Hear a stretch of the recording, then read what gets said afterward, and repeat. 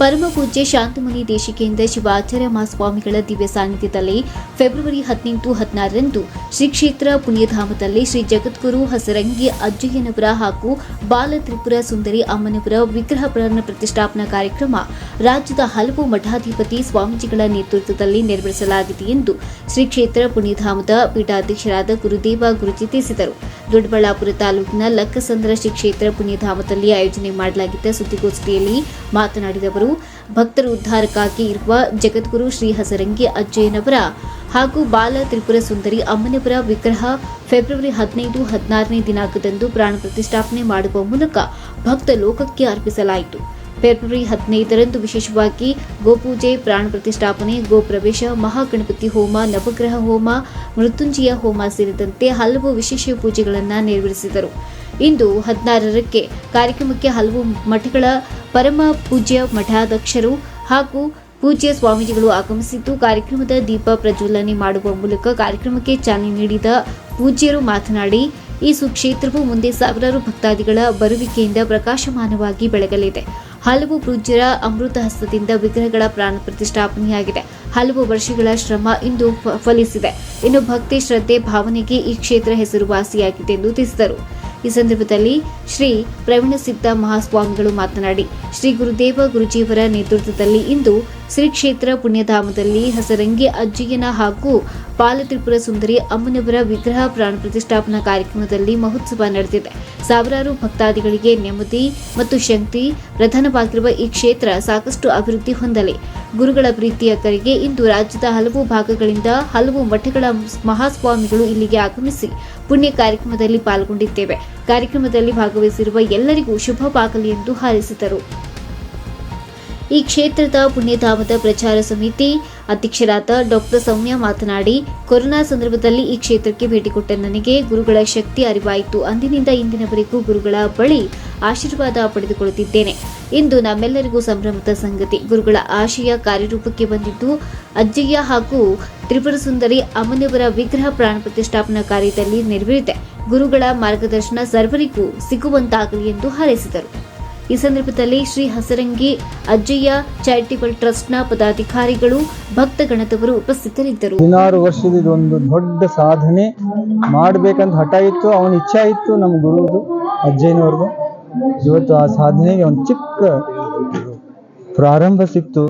ಇಂಥ ದೊಡ್ಡ ಗುರುಗಳೆಲ್ಲ ಬಂದಿದ್ದು ಭಾಳ ಖುಷಿಯಾಗಿದೆ ನನಗೆ. ಎಲ್ಲದಕ್ಕಿಂತ ಖುಷಿ ಅಂದ್ರೆ ಎಲ್ಲ ಮಠಾಧೀಶರು ಬಂದಿದ್ದಾರೆ.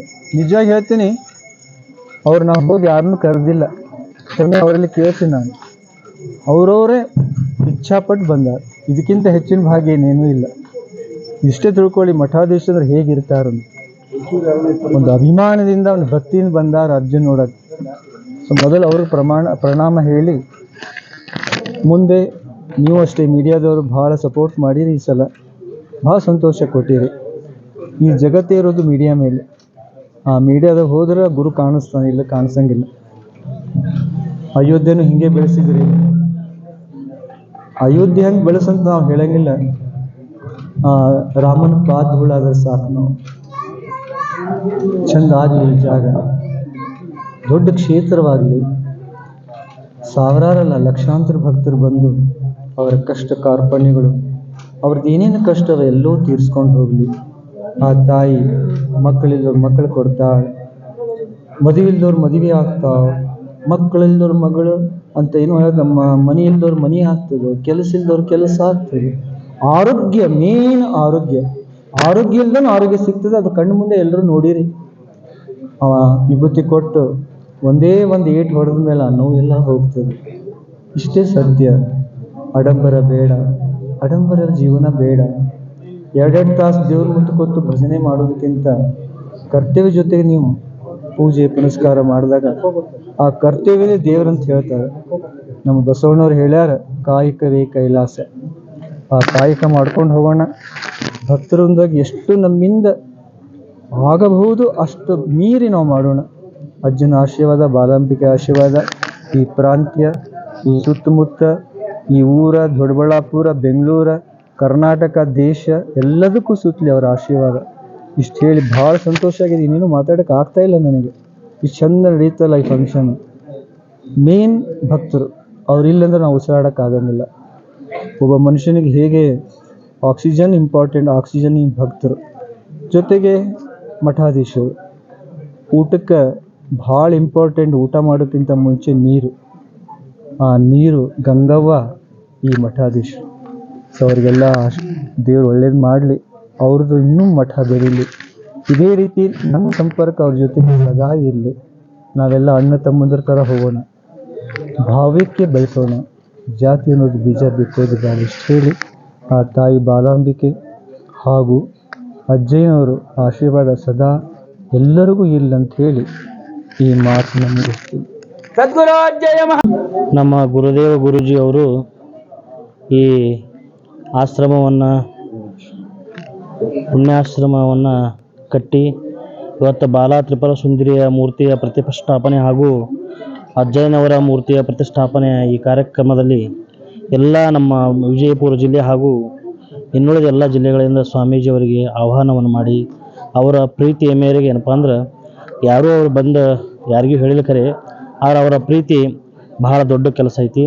ಆ ರೀತಿ ಒಳಗೆ ಈ ಭಾಗದೊಳಗೆ ಅಜ್ಜಯ್ಯನ ಕೀರ್ತಿ ಹಾಗೂ ಅವರ ಸಮಾಜ ಕಾರ್ಯಗಳು ಇನ್ನೂ ಹೆಚ್ಚೆಚ್ಚಿಗೆ ಅವರ ಕಡೆಯಿಂದ ಆಗಲಿ ಅಂತಕ್ಕಂಥ ಆಶಯವನ್ನು ವ್ಯಕ್ತಪಡಿಸಿ ನಮ್ಮ ಎಲ್ಲ ಪೂಜ್ಯರ ಅವರ ಕರೆಗೆ ಒಗ್ಗಟ್ಟು ಏನಪ್ಪ ಅಂದ್ರೆ ಪೂಜ್ಯರು ಆ ಪ್ರೇಮದಿಂದ ಎಲ್ಲ ಜಾತಿ ಧರ್ಮದವರನ್ನು ಇಲ್ಲಿಗೆ ಸೆಳೆದುಕೊಂಡು ಭಕ್ತಾದಿಗಳ ಸನ್ಮಾರ್ಗವನ್ನು ತೋರಿಸುವಂಥ ಕೆಲಸವನ್ನು ಆಗ್ತಾ ಇದೆ. ಇನ್ನು ಹೆಚ್ಚೆಚ್ಚಿಗೆ ಉತ್ತರೋತ್ತರವಾಗಿ ಆಶ್ರಮವನ್ನು ಬೆಳೀಲಿ ಅಂತಕ್ಕಂಥ ಮಾತನ್ನು ಹೇಳಿ ನಮ್ಮೆರಡು ಮಾತನ್ನು ಮುಗಿಸ್ತೀವಿ. ನಮ್ಮ ಹೆಸರು ಶ್ರೀಮನಿ ವೀರಸಿದ್ಧ ಮಹಾಸ್ವಾಮಿಗಳು, ನಂದಿಮಠ, ವಡವಡಗಿ, ವಿಜಯಪುರ ಜಿಲ್ಲೆ. ಇಲ್ಲಿ ಬರ್ತಾ ಇದ್ದೀವಿ. ಕರೋನಾ ಟೈಮಲ್ಲಿ ನಾನಿಲ್ಲಿ ಪೇಷಂಟ್ ನೋಡಬೇಕು ಅಂತ ಬಂದಾಗ ನನಗೆ ಈ ಸ್ಥಾನದ ಬಗ್ಗೆ ಪರಿಚಯ ಆಯಿತು. ಆ ದಿನದಿಂದನೂ ಗುರುಗಳ ಆಶೀರ್ವಾದದಿಂದ ಭಯ ಇಲ್ದಿರ ನಾನು ಅಂಥ ಸಂದಿಗ್ಧ ಸಂದರ್ಭದಲ್ಲಿ ಪೇಷಂಟ್ಗೆ ನಾನು ಟ್ರೀಟ್ ಮಾಡಿದೆ. ಆ ದಿನಗಳಿಂದನೂ ನಮ್ಮ ಆರೋಗ್ಯಗಳಲ್ಲಿ ಏನೇ ವ್ಯತ್ಯಾಸ ಆದ್ರೂ ಗುರುಗಳ ಆಶೀರ್ವಾದ ಇದ್ದರೆ ಅದು ಸರಿ ಹೋಗುತ್ತೆ ಅನ್ನೋದು ಕಂಡುಕೊಂಡೆ. ಆವಾಗ ಆ ದಿನದಿಂದನೂ ನಾನು ಆಶೀರ್ವಾದ ತೊಗೊಳ್ತಾ ಇದ್ದೀನಿ. ಈ ತೂಪ್ಗೆರೆ ಹೋಬಳಿಯಲ್ಲಿ ಈ ಲಕ್ಸಂದ್ರ ಅನ್ನೋ ಪ್ಲೇಸು ತುಂಬ ಚಿರಪರಿಚಿತವಾಗಿದೆ. ಈ ಒಂದು ಸಂದರ್ಭದಲ್ಲಿ ಬಾಲ ತ್ರಿಪುರ ಸುಂದರಿ ದೇವಿ ಕರ್ನಾಟಕದಲ್ಲೇ ಸಿಕ್ಕೋದು ಅಪರೂಪ. ಆ ಒಂದು ದೇವಿದು ಪ್ರತಿಷ್ಠಾಪನೆ, ಅಜ್ಜಯ್ಯ ಅವರ ಪ್ರತಿಷ್ಠಾಪನೆ ನಡೆದಿರ್ತಕ್ಕಂಥದ್ದು ತುಂಬ ಸಂತೋಷದ ಸಂಗತಿ. ಎಲ್ಲಿ ಅಧರ್ಮ ನೆಲೆಸ್ತದೋ ಅಲ್ಲಿ ಧರ್ಮ ನೆಲೆಸಬೇಕು ಅಂತ ಹೇಳಿದ್ರೆ ಈ ಥರ ದೇವಸ್ಥಾನಗಳ ನಿರ್ಮಾಣದಿಂದ ಪಾಪಕರ್ಮಗಳು ತೊಳೆಯುತ್ತೆ, ಜನರು ಧರ್ಮದ ಕಡೆ ವಾಲ್ತಾರೆ. ಇಷ್ಟು ಹೇಳಿ ನನ್ನ ಮಾತನ್ನು ಮುಗಿಸ್ತೇನೆ. ಡಾಕ್ಟರ್ ಸೌಮ್ಯ.